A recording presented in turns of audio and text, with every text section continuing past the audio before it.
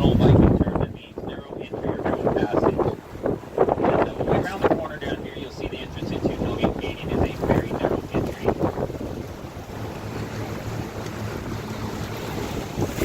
I know that sun's kind of working against us right now, but we have some log sticks and debris that's piled up here on the bluffs, straight out in front of the boat right now. Now the lighter fluid comes about 2/3 of the way up. That gets pushed up there and added to every winter during the high water. And then you have the dark log up there on the very top, with that rock poking up there in the air. That got pushed up there in the 1997 flood. Now the water was over the top of everything up here, that is where all the debris was taken up. There's that narrow entrance into the Hellgate Canyon. You've possibly seen this scene right here in a movie or two.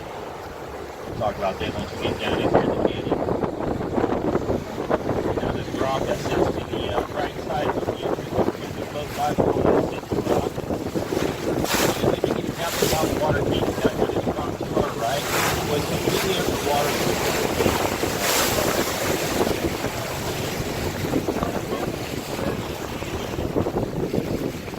Volcanic rock, which they say over 150 million years ago, give or take a year or two, of course.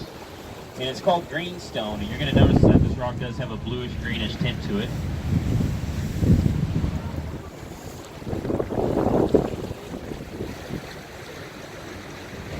Over there on the left, we call that Miami Beach right there. Pretty happy little spot. Actually fun little place if you have a power boat or you're out here rapids. Cool little beach to pull into. Has a nice eddy that keeps you pulled up to the bank instead of shoving you out to the main channel. Now my favorite example of that 1964 flood and the high water we had. Way up there high and to the right. Kind of up there in front of us on the side of that mountain. You see it on the other side of this rock peak here. You'll see there's a roadway way up there. See the guardrail up on the side of that hill? Way up there on the side.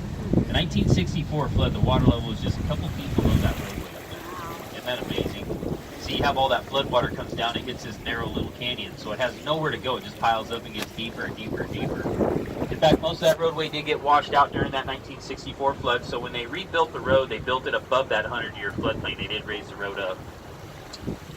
Now, a few movies filmed out here. Rooster Cogburn with John Wayne. All the Gatling gun scenes were filmed down here in Hellgate Canyon. The most recent movie filmed out here is a movie called River Wild with Kevin Bacon and Meryl Streep. In fact, these blue boats helped quite a bit in the making of that movie. They shuttled the cast crew and equipment up and down this river during the entire filming of that. Now, half that movie was shot here on the road, the other half on the Kootenai River up in Montana. In fact, two of our pilots, Johnny, which is actually the lead boat out here, the sea boat, he was on, helped out with that movie. And he says Kevin Bacon and his partner in crime were awesome guys, super cool around town. They buy him dinner and stuff that they seen him out and about. Meryl Streep, not so cool. She's kind of ornery, pretty proud of herself. No surprise. Anyway, we'll talk about the kid either. But another movie filmed out here, a TV show filmed. There was a two-part episode of an old TV show called Gunsmoke. And in that episode of Gunsmoke, there was a jump that took place. It was about a 75-foot jump, and if it were to happen today, up here above us and on the right, that big rock poking out here, they just got on the front of the boat right now is where that happened. Now, before they allowed the stuntman to make the jump, they put a scuba diver down here in the water to swim around, make sure there was no rocks or anything that he would hit. And so he's down there swimming around looking for rocks, and comes flying up out of the water, jumps in the boat, absolutely terrified because he's seen a monster down here in Hellgate Canyon.